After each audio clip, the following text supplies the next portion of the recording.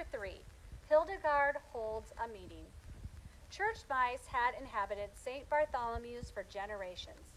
Occasionally, during a great X, the thing they feared most, even more than they feared cats, their numbers would be decimated, for a great X was a hideous thing and cost many lives. But with their capacity, the same capacity that Hildegard was trying now to curtail, for what she called incessant reproduction, they always fought back and increased their population once again. Hildegard was not wrong to try to limit the numbers. Too many church mice was a very dangerous situation. Many humans came and went at St. Bartholomew's.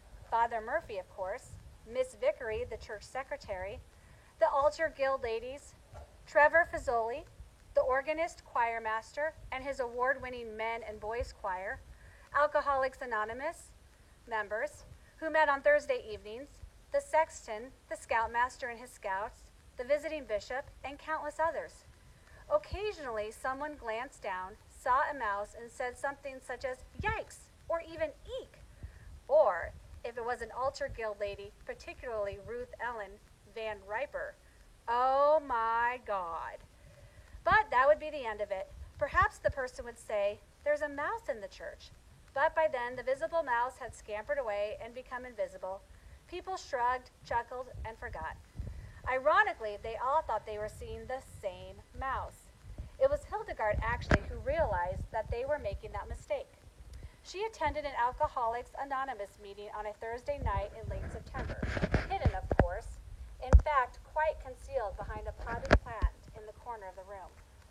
She liked AA meetings because they served cookies and always had a lot of leftovers. Waiting for them to adjourn so that she could collect their leavings, Hildegard drowsed a bit. Their meetings were very boring, she thought. Then suddenly she heard the word mouse, so she sat upright and listened. Later, she called the meeting of the church mice, just before dawn on Saturday, a time when the building was certain to be empty of humans. They streamed, more than 200 of them, into Father Murphy's private office. They liked holding their meetings there because of the many bookshelves. Carefully, they arranged themselves in rows, each mouse seated in front of the spine of a leather-bound book. Sometimes one of them, overwhelmed by temptation, nibbled at the leather, though there was an unwritten rule against that. But never Bibles. The church mice never nibbled Bibles. It would have been unthinkable. Hildegard stood on Father Murphy's desk, next to his calendar, on which she noted blessing of animals written in red ink and coming up very, very soon, and watched as the population arranged itself. "Harvey," she called to a young mouse who was frequently inattentive, "stop that right now. Don't make a mess of that." Harvey twitched his tail and made a face. He was perched on the coffee table in front of Father Murphy's couch, and he'd been poking with interest at an arrangement of playing cards that was laid out there in an unfinished game of solitaire. Sometimes, in the late afternoon, Father Murphy amused himself that way. Roderick's, on the desk near her, saw a way to impress Hildegard with his intelligence.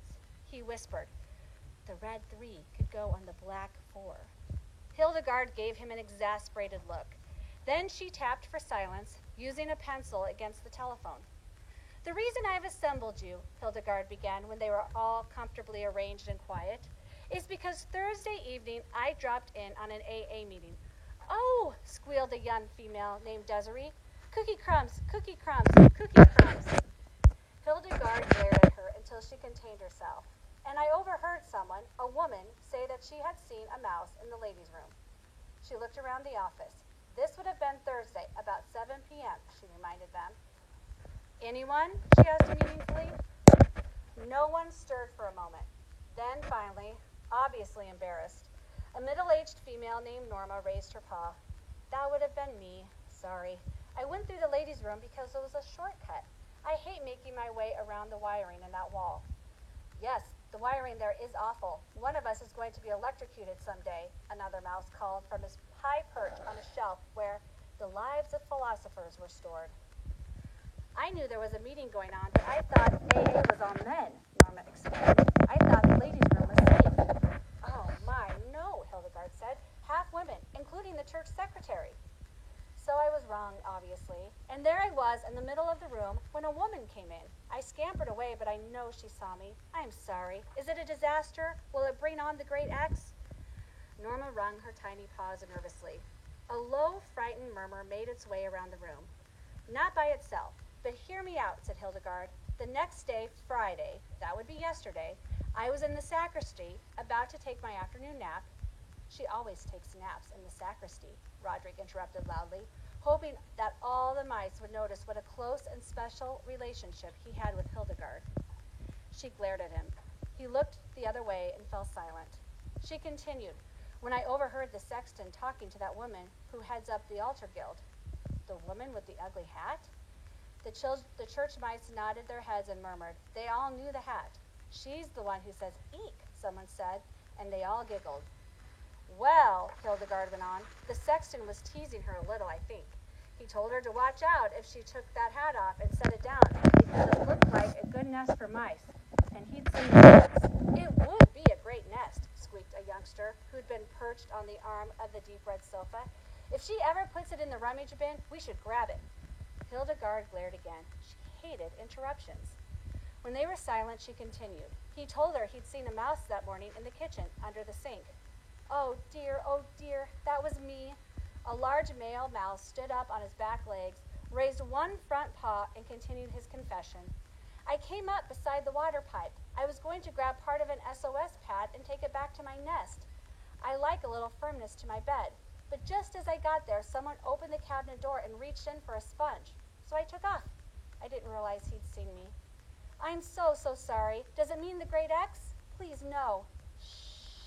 Let me finish. I heard the sexton describe that sighting to the bad hat lady, and he said, we seem to have a mousey in the church. Someone saw it last night in the ladies' room. A mousey? Dozens of them repeated the word, tittering. Shh, Hildegard admonished them sternly. Finally, last night, as he was leaving for the rectory, Father Murphy said to the sexton, that mouse really gets around. I saw him scoot across the hall when I went to the men's room. Him? Millicent sounded outraged. Does that man not recognize a nursing mother when he sees one? I was hurrying home to the mouselets. All right, I shouldn't have crossed the hall in broad daylight. I know that. Hush, Hildegard said. I am simply pointing out a very fortunate thing. 3 different people, the AA lady, the sexton, and Father Murphy, saw 3 different mice. Me, the 3 guilty mice said in guilty unison. But they all think they saw the same mouse.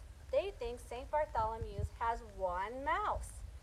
Instead of hundreds, Roderick called out gleefully. Around the room, from the various perches on shelves and sofas and table, 218, one had not attended, he was old and sleeping, church mice applauded with their little paws. Mouse paws are softly patted, so applause is muted, muffled sound. But the congratulatory clapping together of several hundred paws does not make a distinctive noise. Hildegard allowed them for their moment of jubilation before she called for quiet. From the corner of Father Murphy's office, a tall clock chimed 4. It was still dark, pre-dawn. Roderick yawned. I'll let you go now, Hildegard said, but I want you to understand that we must maintain this illusion. We must be as 1 mouse. We must not be revealed as the multitude that we are. Keep yourselves hidden, she instructed them as they clambered down the shelves and prepared to leave. At all times, otherwise, they all knew how to fill in the blank. The great X, they murmured ominously as they spread out and began to scamper in great numbers down the halls and aisles and passages of the church. And all of you, Hildegard called after them, please pray for the sun on October 4th. Pray for the sun on October 4th. A sarcastic voice mimicked her. Hildegard turned and saw her enemy, the mouse she most loathed. Lucretia, sneering casually, turned and strolled down the aisle, her wide romp swaying.